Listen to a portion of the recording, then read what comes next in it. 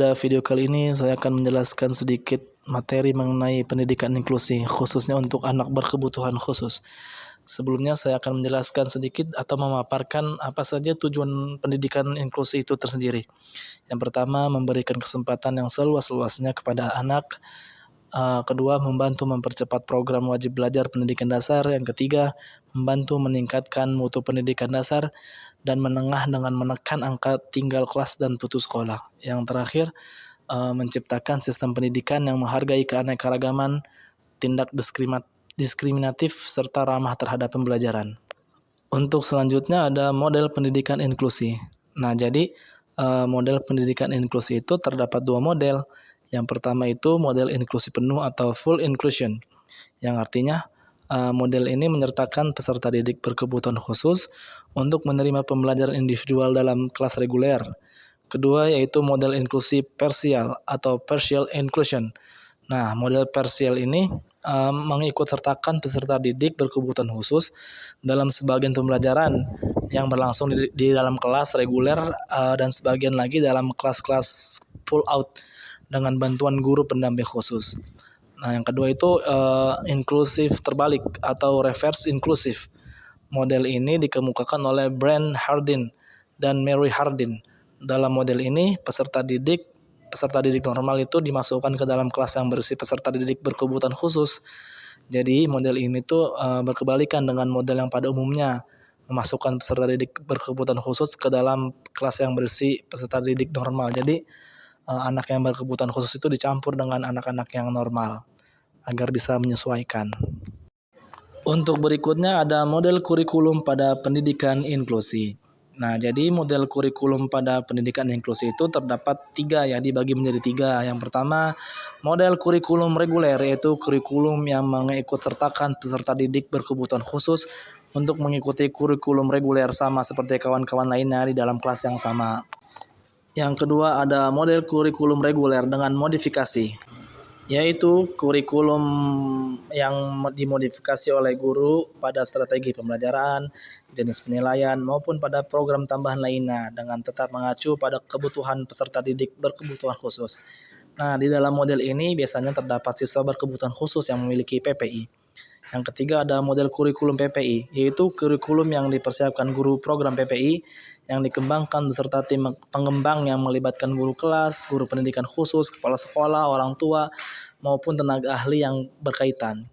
Nah, jadi kurikulum PPI itu dalam bahasa Inggris disebut Individualized Education Program atau disingkat IEP. Nah, merupakan karakteristik yang kentara dari pendidikan inklusif. Konsep pendidikan inklusif yang berprinsip adanya persamaan mensyaratkan adanya penyesuaian model pembelajaran yang tanggap terhadap perbedaan individu. Maka PPI atau IEP menjadi hal yang perlu mendapat penekanan lebih. Nah, menurut Thomas Stephens, IEP itu merupakan pengelolaan yang melayani kebutuhan unik peserta didik dan merupakan layanan yang disediakan dalam rangka pencapaian tujuan yang diinginkan serta bagaimana efektivitas program tersebut akan ditentukan. Nah, berikut ini kategori anak berkebutuhan khusus. Yang pertama itu disabilitas penglihatan, yaitu gangguan pada penglihatannya. Yang kedua ada disabilitas pendengaran, itu gangguan pada pendengarannya. Yang selanjutnya ada disabilitas intelektual. Jadi anak di bawah rata-rata itu seusianya atau ketidakmampuan dalam adaptasi perilaku yang muncul dalam masa perkembangan. Jadi intelektualisasinya itu kurang, ya. Yang kedua disabilitas fisik. Yang keempat yaitu gangguan gerak akibat kelumpuhan, anggota badan tidak lengkap, kelainan bentuk fisiknya, fungsi tubuh dan gerak pada anggota badan. Yang kelima itu ada disabilitas sosial. Jadi disabilitas sosial itu hambatan dalam mengendalikan emosi, kontrol sosial dan perilaku menyimpang. Yang selanjutnya, yang keenam ada gangguan pemusatan perhatian dan hiperaktif. Itu disingkat GPPH atau ADHD. Nah, jadi gangguan ini sulit untuk mengendalikan diri, jadi hiperaktif, sulit berperilaku positif, berpikir yang mengendalikan emosi itu susah lah pokoknya.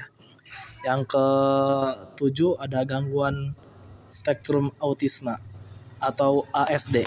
Nah, jadi gangguan ini tuh dalam 3 area dengan beberapa tingkatan: komunikasi, interaksi sosial, dan pola perilaku repetitif dan stereotip. Yang ke-7 atau ke-8 yang selanjutnya gangguan ganda, yaitu memiliki 2 atau lebih gangguan sehingga perlu pendampingan, layanan, pendidikan khusus, dan alat bantu belajar khusus. Yang selanjutnya ada lamban belajar atau slow learner. Jadi potensi intelektual di bawah rata-rata ya. Jadi dia tuh sulit untuk menanggapi atau memahami sebuah materi, baik itu yang akademik maupun non akademik. Yang selanjutnya kesulitan belajar khusus, specific learning disabilities. Jadi hambatan atau penyimpangan pada suatu atau lebih proses psikologis berdasarkan berupa ketidakmampuan mendengar, berpikir, bicara, baca, nulis, mengeja, dan menghitung. Yang terakhir ada gangguan kemampuan komunikasi. Jadi ini tuh gangguan dalam bidang bahasa, khususnya bicara. Nah, ya, jadi tidak lancar ya berbicaranya karena faktor kelainan fisik. Selain karena fisik, bisa juga karena psikologis dan lingkungannya. Dan untuk yang terakhir itu ada model kurikulum bagi ABK atau anak berkebutuhan khusus. Nah, jadi dalam pembelajaran inklusi, model kurikulum bagi ABK itu dapat dikelompokkan menjadi 4 kelompok. Yang pertama itu duplikasi kurikulum, yakni ABK atau anak berkebutuhan khusus tersebut menggunakan kurikulum yang tingkat kesulitannya sama dengan siswa rata-rata atau reguler. Jadi model kurikulum ini cocok untuk peserta didik tunanetra, tunarungu wicara, dan juga tunalaras. Alasannya karena peserta didik tersebut tidak mengalami hambatan inteligensi. Namun demikian perlu modifikasi proses, yakni peserta didik tunanetra menggunakan huruf braille dan juga tunarungu menggunakan bahasa isyarat dalam penyampaiannya. Jadi dalam model kurikulum ini tuh anak ABK atau berkebutuhan khusus itu dicampur ya sama anak-anak yang normal dengan sedikit dimodifikasi kurikulum dan serta metode pembelajarannya. Yang kedua ada modifikasi kurikulum. Nah, yakni kurikulum siswa rata-rata atau reguler disesuaikan dengan kebutuhan dan kemampuan atau potensi ABK.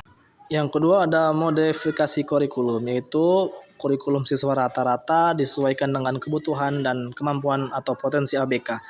Modifikasi kurikulum ini diberikan kepada peserta didik tunagrahita atau menyesuaikan ya. Dan modifikasi kurikulum ke atas, eksalisasi untuk peserta didik grief dan talented. Jadi sedikit dimodifikasi ya, hampir sama yang kayak tadi yang pertama.